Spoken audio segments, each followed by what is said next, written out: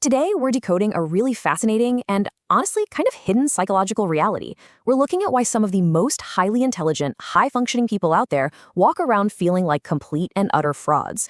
We're going to dig into some compelling research to unpack the heavy mental burden of a complex mind and hopefully fundamentally shift how you view your own competence. So, let's just dive right into this hidden anxiety. Think about it. Have you ever achieved something truly incredible, but instead of celebrating, you just felt this sinking sensation in your stomach? You achieve greatness, but instead of owning it, you're looking over your shoulder. You're basically just waiting for everyone to expose you as a fake.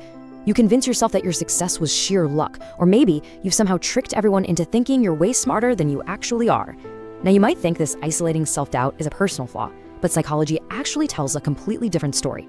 Section 1. The imposter feeling explained. Why success triggers self-doubt. Section 2. The Dunning-Kruger effect reversed. The paradox of intelligence. Okay, it all starts with this concept called intellectual humility. It's a lot like that old Socratic paradox, right? The more you know, the more you realize you actually know absolutely nothing.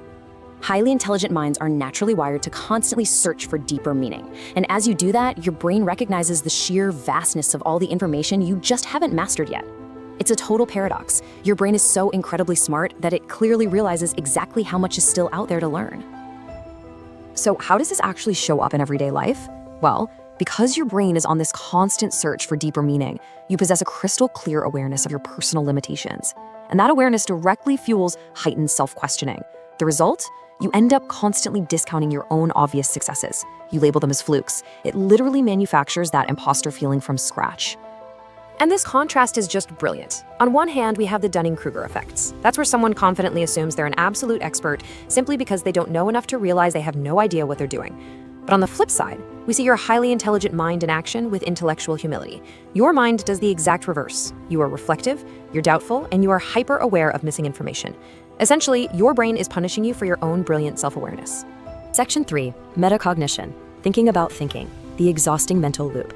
This constant self-awareness naturally brings us to a psychological pillar that explains perfectly why your brain never, ever seems to rest. So what is metacognition?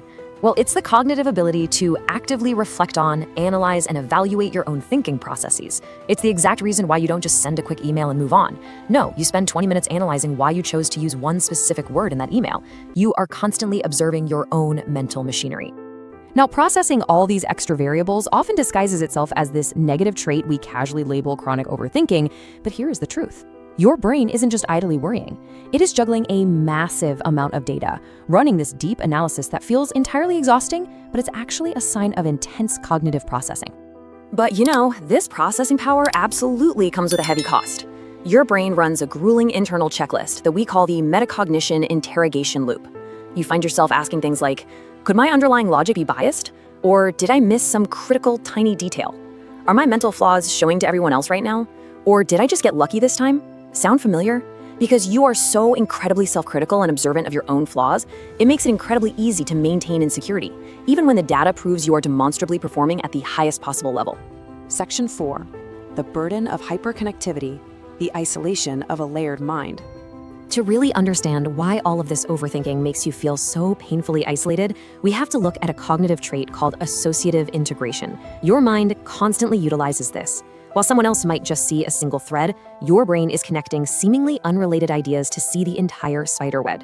You form these highly nuanced, layered insights by connecting variables that simply do not look connected to anyone else in the room. But this brilliantly complex mind ultimately creates a pretty painful cycle of isolation. First, you form these massive multi-layered thoughts. Then, you desperately try to translate them into simple language for others. And because those nuances get lost in translation, you end up feeling completely out of sync with your peers. The tragic conclusion here, you feel misunderstood, which leads your brain to falsely conclude that you're the one faking it just to fit in. You assume you're the problem, when really, you're just speaking a much more complex cognitive language. Section 5. Reframing your self-doubt, upgrading your cognitive mindset. So it is time to take all of the psychological data, upgrade your cognitive mindset, and fundamentally change the narrative you've been telling yourself. Because here is your high-functioning reality. You are a deep processor. You are not an imposter. Your brain naturally prefers slow, strategic thinking over fast, shallow reactions. You are wired for authenticity and truth over popularity, meaning you'd rather be honest than just go with the crowd. You aren't tricking anyone. You simply have high standards because you're a deep processor operating on a frequency that requires a lot more mental space to function properly. I absolutely love this quote from our source material because it finally gives you permission to just exhale. It says, real intelligence isn't loud or arrogant, it's controlled and reflective. True intelligence really doesn't have to shout. You just have to remember that your imposter feelings are a side effect of a mind that's wired for way more depth and awareness than most people can even handle. Now that you know your self-doubt isn't actually a flaw, but a symptom of immense cognitive complexity, how will you turn your awareness into power?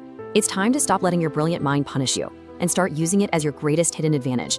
So, what's your next move going to be?